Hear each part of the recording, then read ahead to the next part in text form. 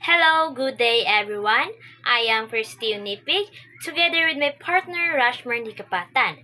So today, before we proceed our topic, how are you feeling today? Yes? Great, that's good.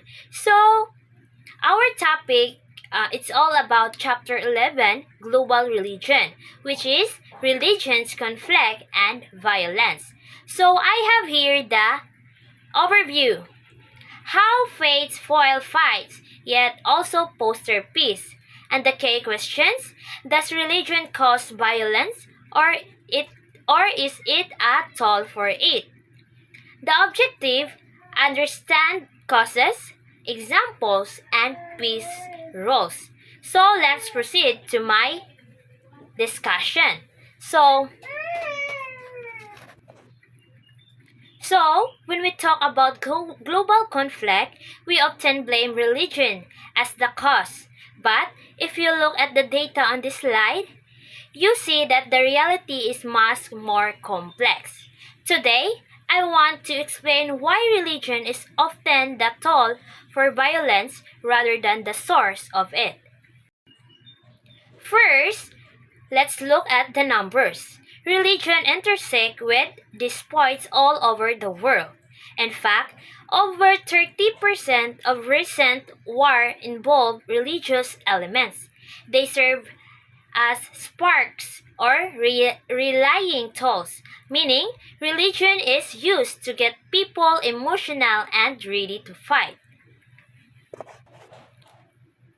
It is important to clarity of one major point. No major faith, whether it's Christianity, Islam, Hinduism, or Buddhism, promote violence as a core teaching. So, where does the violence come from? It's come from selective human interpretation. So, when leaders want to power, they perform what we call doctrinal misreading. They take concepts like holy war out of context of the create and us versus them mentality. It is not about God. It is about a power struggling between leaders who use faith to divide us. If you look at the map on the right, you can see the heat map of ongoing conflict. The dark red areas present major wars with over 10,000 deaths. On striking fact from 2023, it's that the Israel-Gaza war actually overtook the Russia-Ukraine war as the most violent armed conflict in terms of daily impact. So, on the on a global scale, this isn't just a political debate. Its affect over 1 billion people from large-scale terrorism to local riots. The human cost is massive, and the economic cost is measured in the trillions of dollars. So next, as we see in the provided text and poster, religion is often used as a power tool in both social organization and political struggle. First, conflicts often arise from clashing fundamental beliefs, such as the debate between religious law like Sharia versus secularism.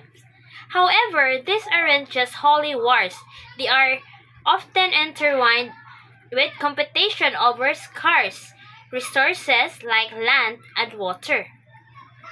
A modern example it a modern example is the Nile water dispute between Ethiopia and Egypt, which carries deep religious undertone even though it is essentially about survival and resources. Second, we must look at how leaders use faith for nationalist agendas.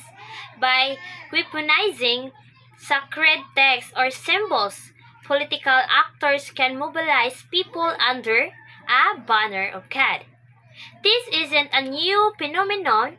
It dates back to events like the Crusades, and statistics show that 40% of intrastate conflicts since 1960 have involved a religious component. So finally, the poster titled Sharia or Circular Law highlights that ongoing debate on how to the base organized society. It asks which is superior, and features speaker Abdullah Al-Andalusi and Miguel Boyd.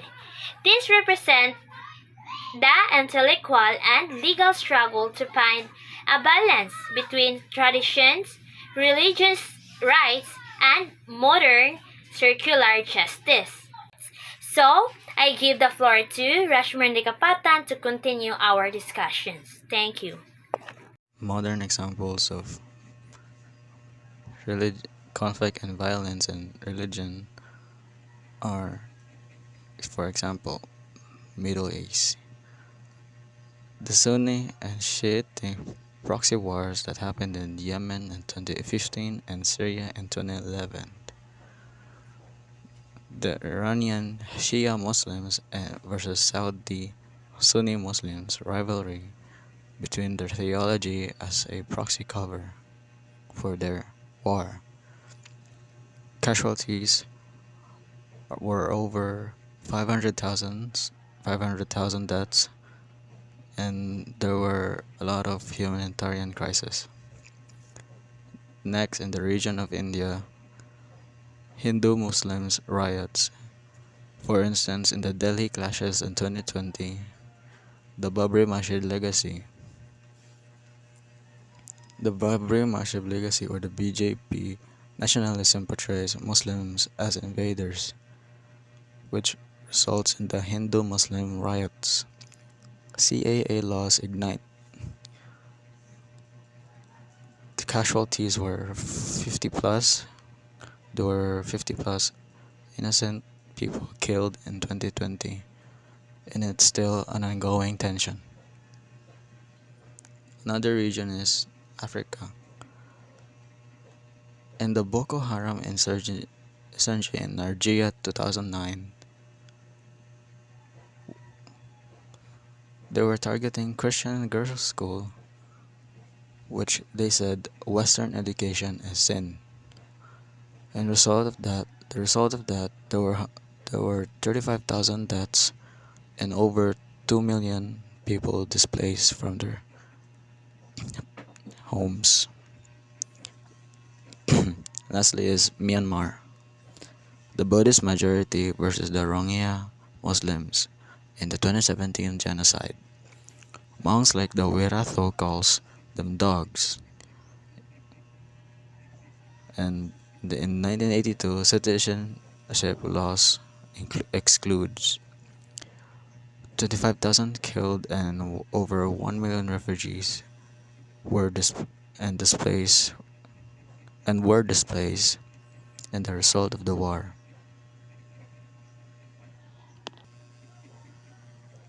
Religions inherently promote peace through core doctrines like Christianity's love the enemy, Islam's emphasis on salam, which means peace, and Buddhism's principle of ahimsa, which means nonviolence, enabling powerful interfaith dialogues that reduce prejudices such as the 2001 Alexandria process, which united Middle East religious leaders after 9/11.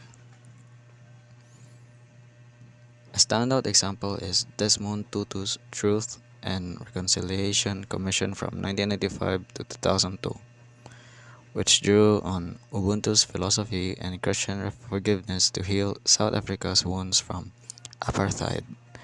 The apartheid, which is the segregation of black and white races in South Africa.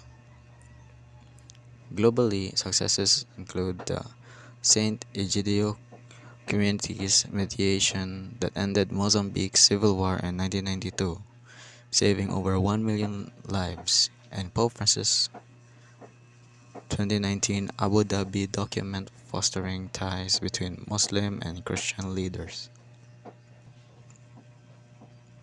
Faith-based NGOs like World Vision and Islamic Relief excel by delivering neutral aid in war zones. Yet challenges persist as elite cleric dialogues often overlook radical grassroots actors, evident in failed Israel-Palestine faith summits. Effective strategies involve training local faith leaders, leveraging women's faith-led networks, and monitoring online hate speech, with religious peacemakers statistically achieving 50% more successful ceasefires. In case if you want to read more about the topic, here are the resources.